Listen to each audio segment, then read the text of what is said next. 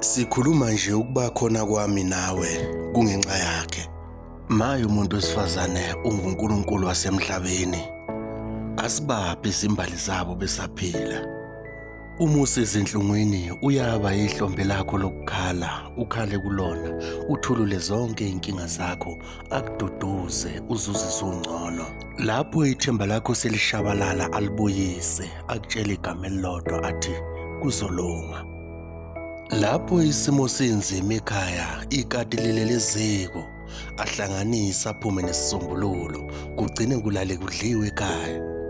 Ayisuka lapha ngikhuluma ngembokodo yangempela.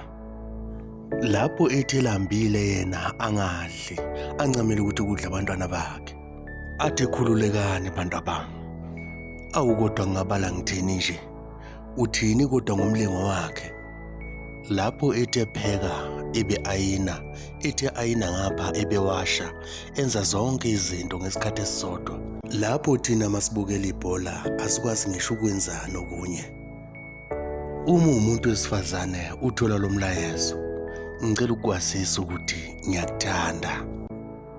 Uqhubeke njalo ube yisibusiso ezweni. Happy Women's Day.